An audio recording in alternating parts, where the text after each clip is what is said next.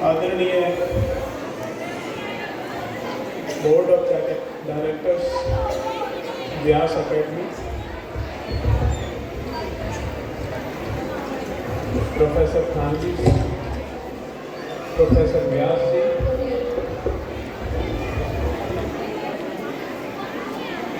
Hello,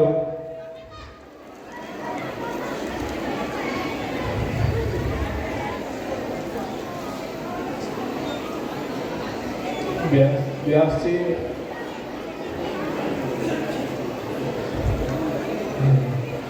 doctor Purohit जी,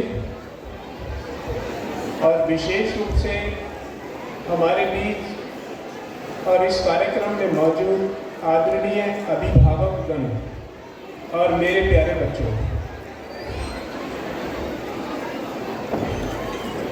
आप सभी का मैं यहाँ इस कार्यक्रम में अभिवादन करता हूँ। आप सभी को नमस्कार, प्रणाम। सर्वप्रथम तो मैं आभार व्यक्त करता हूँ और खुद को सौभाग्यशाली समझता हूँ कि एक छोटा सा परिचय इस व्यास परिवार से मेरा हुआ और उन्होंने इतना महत्व दिया कि मुझे इस कार्यक्रम में बतौर मुख्य अतिथि आमंत्रित किया। बहुत बहुत कृतज्ञता, बहुत बहुत आभार। प्यारे बच्चों से और अभिभावकों से मेरा निवेदन है कि मेरी बात मैं बिल्कुल संक्षिप्त रूप में रखूंगा और आपसे सर्वप्रथम ये आग्रह करूंगा कि आप शांति बनाए रखेंगे और मेरी बात को प्लीज सुनेंगे। यकीनन आज के इस नन्हे मुन्ने बच्चों और भविष्य में इस राष्ट्र निर्माण और राष्ट्र विकास के कर्णधारों के लिए ये अनुकरणीय होगी, आशा करता हूँ। मेरा परिचय जैसा कि मेरे से पूर्व वक्ताओं के द्वारा दिया गया, मैं इकबाल सिंह, मैं पंजाब से बिलोंग करता हूँ। मेरा नेटिव फिरोजपुर है और राजस्थान मुझे जन्म से, जब मैं छोटा सा था तो राजस्थान का नाम सुनते ही मेरे मानस पटल पर ये एक धोरों की, एक डेजर्ट के रेगिस्तान की पृष्ठभूमि वो यूँ स्वप्न बन के सामने आ जाती थी। और तभी से मैंने ये प्रण किया था कि पढ़ लिख करके सेवा राजस्थान में करूँगा। और मैं आपको ये क्लियर कर दूँ, आप सभी अभिभावकों के लिए ये हर्ष का विषय है कि मेरे माँ बाप दोनों अनपढ़ थे और मैं मेरे माँ बाप की इकलौती संतान था। मेरे पिताजी एक आम किसान थे और मेरी माता एक आम गृहिणी थी।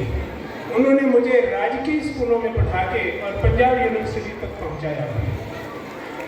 सर्वप्रथम तो मैं माँ शारदे को प्रणाम करूँगा और उसके बाद मेरे माता पिता को, जिनकी बदौलत आज मैं इस पद तक पहुंचा। और ईश्वर का भी धन्यवाद करूंगा कि दोनों आज भी मेरे पास हैं, मेरे साथ हैं।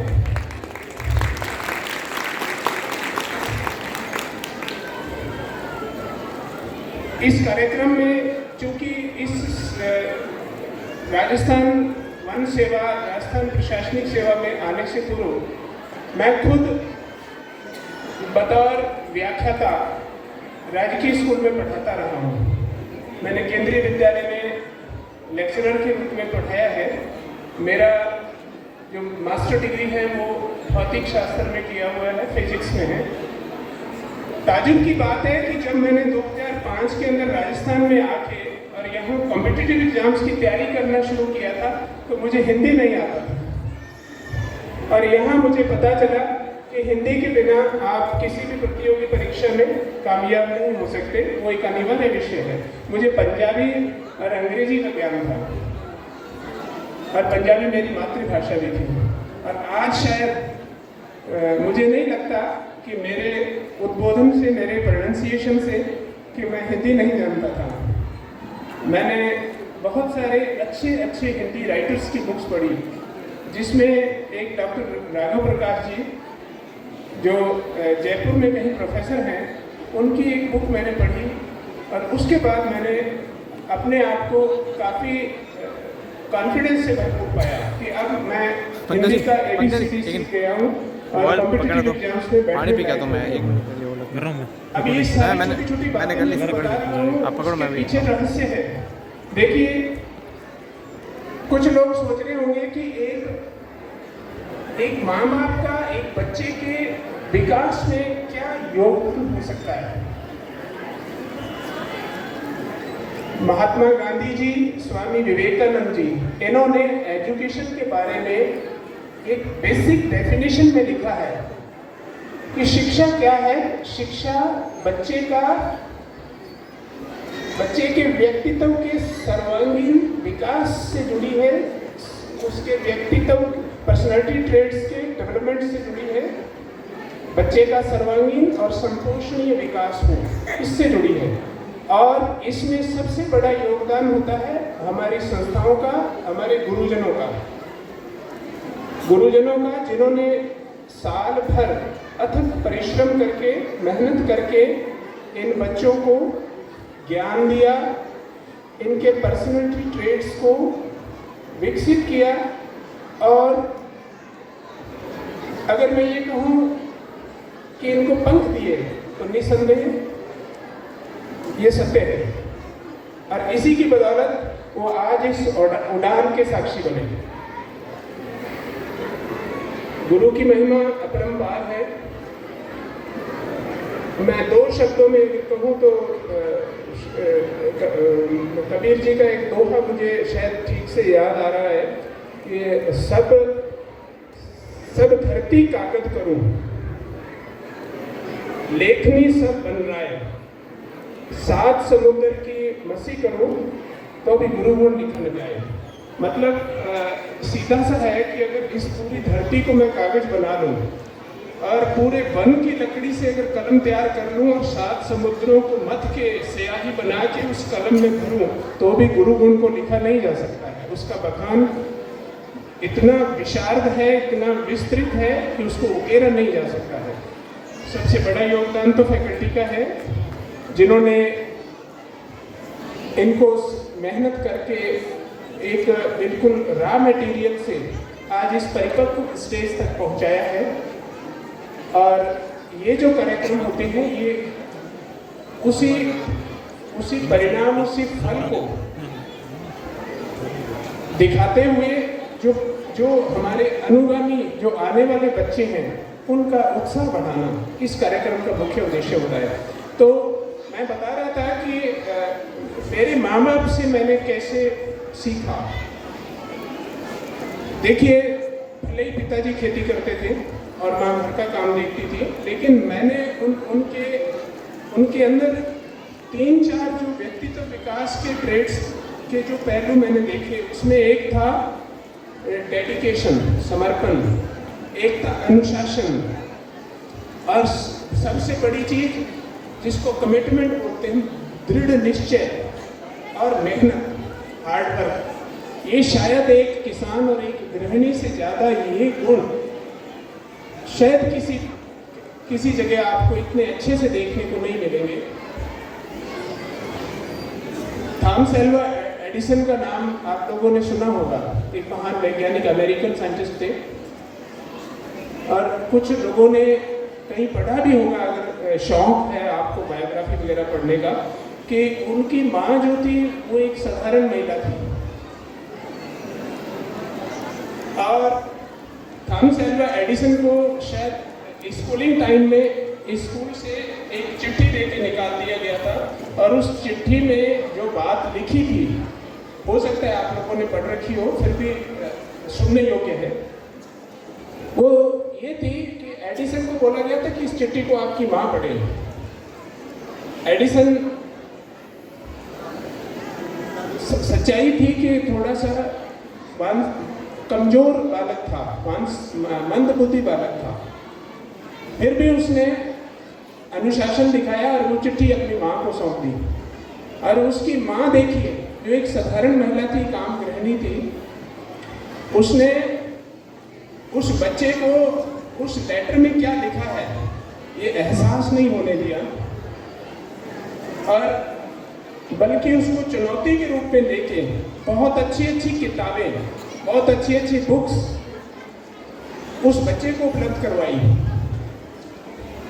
और जब एडिसन ने, जैसा कि हम सभी सुनते हैं, 1000 बार एक्सपेरिमेंट किया था, तब जाके ये जो बल्ब का फिलामेंट है इसको तैयार किया था। और उसने ये भी कहा था कि ये जो 999 बार मैं असफल हुआ हूँ, ये उस बल्ब के फिलामेंट निर्माण की प्रक्रिया के चरण हैं, असफलता नहीं है। और जब उसकी माँ की डेथ हो जाती है, उसके बाद कहीं सहसा ही या फायदा में ही वो लेटर उसके संदूक में से उसके हाथ लगता है और वो उसको पढ़ता है, तो उसकी आंखों में आंसू आ जाते हैं। उस लेटर में क्या लिखा था, आप गौर से सुनिए। उस लेटर में लिखा था कि ये मंदबुद्धि बालक है, हमारे स्कूल के लायक नहीं है, आप इसे घर ले जाइए। और उस माँ ने न जाने कैसे उस चीज को छिपा के रखा और उसको चुनौती के रूप में लेके एक बालक को, एक साधारण बालक को जो मंदबुद्धि था, उसको एक जीनियस साइंटिस्ट बना दिया। आप कल्पना कीजिए कि वो एक साधारण महिला असाधारण थी। आप अभिभावक के रूप में इस जर्नी में बच्चा जो स्वप्न देखता है और टीचर्स या फैकल्टी जो उसका मार्गदर्शन करती है, उसको गाइड करती है, उस जर्नी में आपका बहुत बड़ा योगदान है। आप इसको हल्के में नहीं लीजिए, अपने बच्चे को गाइड कीजिए।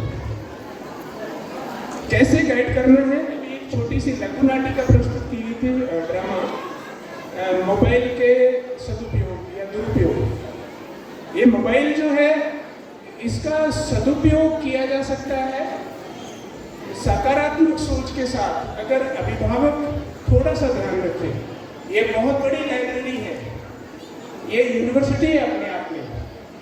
हर वो लेक्चर, हर वो कंसेप्ट इसके अंदर पड़ा है। एक अच्छे से अच्छा प्रोफेसर उसको वीडियो लेक्चर के थ्रू एक्सप्लेन करता है।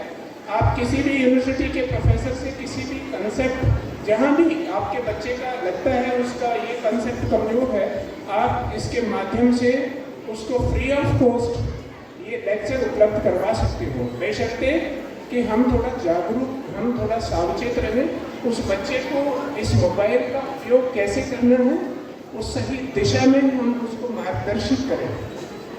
बहुत अच्छी अच्छी किताबें हैं। अभी मैंने एक एग्जाम्पल दिया था थॉमस अल्वा एडिसन का। आप लोग भी इस बात को अपना हॉबी बनाइए। कुछ अच्छी अच्छी बुक्स इस मोबाइल पे आप कभी सर्च करके देखिए कि ऐसी किताबें जिसने बहुत से लोगों का लाइफ चेंज किया है। ये बहुत सारी बुक्स हैं जिसमें से 10-15 बुक्स का नाम आ जाएगा, और कुछ एक बुक्स मैं उसी में से उच्चारित करना चाहूँगा। एक किताब जो हमारे पूर्व राष्ट्रपति महामहिम स्वर्गीय राष्ट्रपति डॉक्टर APJ कलाम साहब ने लिखी थी, विंग्स ऑफ फायर। अगर आप इंग्लिश में बच्चे को नहीं पढ़ा सकते हैं तो उसकी हिंदी वर्जन भी मौजूद है। ऐसी ही एक किताब है कि एक रॉबर्ट कियोसाकी जी ने लिखी थी। इसके अलावा कुछ बायोग्राफीज है, जैसे कुछ ऑटोबायोग्राफी हैं, कुछ बायोग्राफीज हैं अच्छे अच्छे साइंटिस्ट की हैं। आप ऐसी बुक्स बच्चों को पढ़ने के लिए प्रेरित कीजिए। ये इंसान, ये बंदा अपने आप में एक बहुत बड़ी किताब है। मैंने कहा था कि पर्सनालिटी के बहुत सारे ट्रेड्स होते हैं, ना जाने किस बालक में से कौन सा ट्रेड उभर के आ जाए, और उसमें एक बहुत महत्वपूर्ण योगदान हो सकता है इन जीवनियों का, इन बायोग्राफीज का। आप अपने बच्चों को एक अभिभावक के रूप में अच्छा गाइड कीजिए। बच्चे का भविष्य एकेडमी के साथ साथ हमारे जो सामाजिक सरोकार हैं, हमारी जो कल्चर है, इनफॉर्मल वे में बच्चा बहुत कुछ उससे सीखता है। अपनी संस्कृति, अपने कल्चर का ज्ञान उसको देने, इससे बच्चे में संस्कार बढ़ते हैं, संस्कार बनते हैं और वो बच्चा शिक्षा प्राप्त करने के बाद उसको भूलता भी है। मैंने राजस्थान प्रशासनिक सेवा का 5 बार साक्षात्कार लिया था। आप मेरे स्ट्रगल का अंदाज़ा लगा सकते हैं कि 2007 से लेकर के 2012 तक मैंने प्रशासनिक सेवा का 5 बार साक्षात्कार दिया था। कितना स्ट्रगल करके मैंने हिंदी सीख करके और राजस्थान में प्रशासनिक सेवा के अंदर अव्वल दर्जे से मैंने जो है रैंक पाया और उसके बाद राजस्थान सरकार ने मुझे बहुत अच्छी जिम्मेदारियाँ दी। ये मेरे गुरुजन, मेरे माँ बाप और मेरे दोस्तों का सहयोग था जिसकी बदौलत इस मुकाम तक पहुँचा। मैं पुणे जो है व्यास फैमिली का तहे दिल से शुक्रिया अदा करता हूँ कि मुझे इस कार्यक्रम में बुला के और आप सभी से रूबरू होने का अवसर दिया। आप सभी के बच्चे अच्छी जगह अच्छी शिक्षा प्राप्त करें, अच्छे संस्कारों में पले बढ़ें और अच्छे पदों पर आसीन हो, ऐसी शुभकामनाएं ईश्वर से करता हूँ। जय माता दी।